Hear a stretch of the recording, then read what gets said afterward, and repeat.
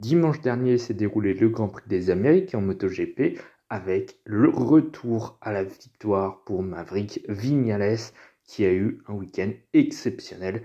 Et justement, on va revenir dans cette vidéo sur le week-end excellent de la part de Maverick Viñales. N'oubliez pas de liker, partager, commenter et surtout vous abonner à la chaîne, c'est très important. On est parti. Franchement, on n'avait plus vu Maverick Viñales à un tel niveau depuis vraiment très longtemps. C'était de loin son meilleur week-end avec Aprilia et les derniers temps avec Yamaha. C'était plus aussi bon qu'à ses débuts avec la marque japonaise. Donc ouais, ça faisait un petit moment qu'on n'avait plus revu Maverick Viñales à un tel niveau. Franchement, il a été de loin le meilleur pilote de ce week-end aux États-Unis. Et dès le vendredi, on l'a vu tout de suite dans les bons chronos. Il était en deuxième position de la première ou deuxième séance, je ne sais plus exactement. Enfin bref, il était dans le même dixième que Jorge Martin qui avait explosé la concurrence. Sur le troisième, je crois qu'il s'était rendu à 4 dixièmes. Voilà, Viñales était déjà très rapide dès le vendredi. Surtout sur un tracé qui historiquement n'a jamais convenu à l'Aprilia. Ces dernières années, depuis 2022, l'Aprilia, elle est compétitive maintenant et pourtant à chaque fois, le Grand Prix des Amériques, c'était un cauchemar. Ça ne fonctionnait pas pour les deux pilotes Aprilia, que ce soit Viñales et surtout aller chez Spargaro. Ce week-end, chez Aprilia, tout roulait. Chez Viñales surtout, mais même aller chez Spargaro n'était pas si loin que ça. Je crois qu'il tape largement un top 10. Je ne sais plus exactement sa position. Enfin bref, il a fait un week-end honorable quand même sur une piste qui ne lui convient pas de base. Comme quoi le pilote était très à l'aise, mais la moto était vraiment très performante également. En qualification, Viñales tape la pole position tout simplement. Je crois que c'était sa deuxième ou troisième pole avec Aprilia depuis qu'il les a rejoints en 2021 si je ne me trompe pas. Enfin bref, il a fait une très belle qualification. Il était encore une fois au-dessus du lot lors de cette qualification et il a confirmé ensuite le samedi après-midi pour la course sprint où là, il s'est baladé littéralement, il n'y a eu aucun souci pour Maverick Viñales, il a totalement dominé cette course sprint de 10 tours, il s'est imposé facilement. Et rappelez-vous, il y a 3 semaines au Portugal, c'était encore Maverick Viñales qui a remporté la course sprint. Et oui, il a remporté 2 des 3 courses sprint de la saison, il manque juste le Qatar, où c'était un peu moins bon, mais sinon, il a remporté les 2 dernières courses sprint, mine de rien. Et ensuite, la course, elle était vraiment incroyable, le Grand Prix était complètement fou. Le départ, Viñales se rate un petit peu. Bon, il se retrouve 3 ou 4e au premier virage, sauf qu'il y a Martin qui arrive à l'intérieur, qui pousse Bagnaia, qui pousse d'autres pilotes, Marc Marquez également, et indirectement, Bagnaia pousse Viñales en dehors de la piste, donc il perd énormément de position, si bien qu'à la fin du premier tour, Maverick Viñales est en 11e position. À ce moment-là, je me suis dit, ça va être compliqué pour Viñales, c'est pas lui qui fait les plus grosses remontées en général, il y arrive de temps en temps, mais bon, on avait quand même un doute sur le fait qu'il puisse gagner cette course maintenant qu'il se retrouvait en milieu de peloton. Sauf qu'à ce moment-là, j'oubliais un détail, Maverick Viñales était complètement au-dessus du lot ce week-end. Il a remonté position après position, aidé avec quelques chutes également, notamment celle de Marc Marquez qui était en tête de la course. Bref, c'est des petits détails, parce qu'il a plus dépassé sur la piste que profité des chutes des adversaires. Franchement, Viñales les a tous dépassés un par un. Les deux pilotes Ducati, Alex Marquez aussi, je me rappelle qu'on y a vu en direct. Voilà, tous.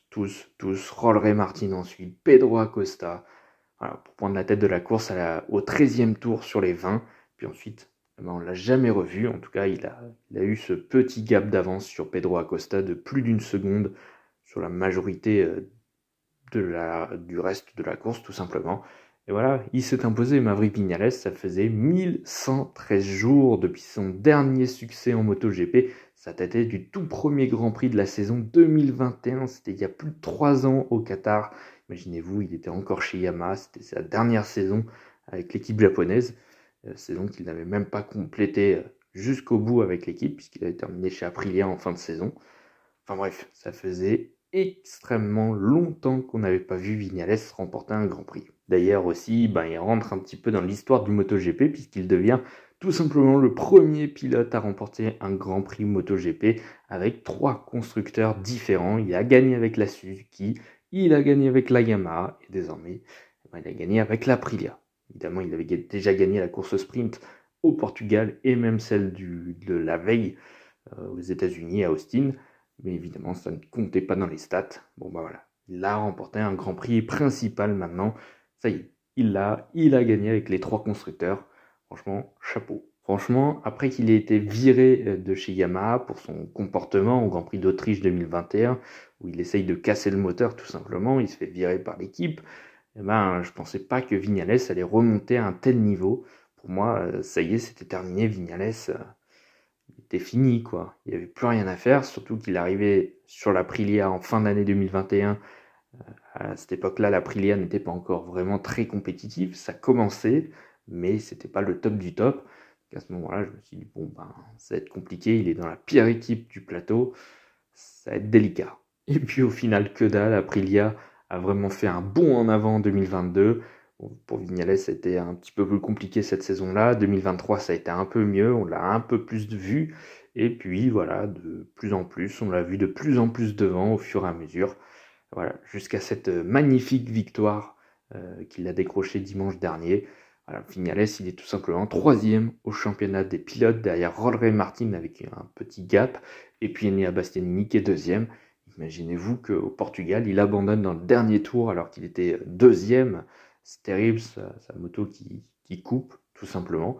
Avec 20 points de plus au championnat, il serait tout proche de la tête du championnat avec Jorge Martin. Donc ouais, franchement, un début de saison vraiment très très bon de la part de Maverick Vignales. Là, s'il nous fait des week-ends comme il a fait aux Amériques, vraiment jusqu'à la fin de la saison, il n'y aura pas de doute, Vignales sera un candidat au titre. Maintenant, j'ai pas envie de m'avancer tout de suite parce qu'on en est qu'au 3e Grand Prix de la saison sur 21, si je ne me trompe pas. Donc il reste encore beaucoup de courses, beaucoup de choses qui peuvent évoluer. Les situations chez les constructeurs déjà et chez les pilotes aussi peuvent complètement changer d'ici la fin de la saison. Je ne place pas encore Vignales comme un candidat au titre, mais en tout cas pour le moment il est bien placé au général et il a fait un superbe début de saison. Franchement, son Grand Prix des Amériques et son week-end entier à Austin a été vraiment topissime. C'était tout simplement le meilleur pilote du week-end. Voilà, c'est la fin de cette vidéo. Merci d'avoir écouté jusque-là. Alors, très courte vidéo. C'est vrai qu'en ce moment, j'ai un petit peu de mal à faire 2 vidéos par semaine. Je suis un petit peu pris par le temps en ce moment, donc c'est un peu compliqué. Ça reviendra probablement déjà peut-être dans le mois de mai, mais surtout à partir du mois de juin. Là, j'aurai 3 mois de libre, normalement. Donc, je pourrais refaire des vidéos un peu plus souvent. Bon, en ce moment, je fais des courtes vidéos, 1 par semaine. 2 si j'y arrive, mais c'est un peu compliqué. Vous m'en voudrez pas. Bref, nous on se retrouve dans quelques jours ou la semaine prochaine pour une nouvelle vidéo. Je vais essayer d'en refaire une ce week-end. Ça va être un peu compliqué. Bon, on va voir. Il y a moyen. Bon, bref, à bientôt.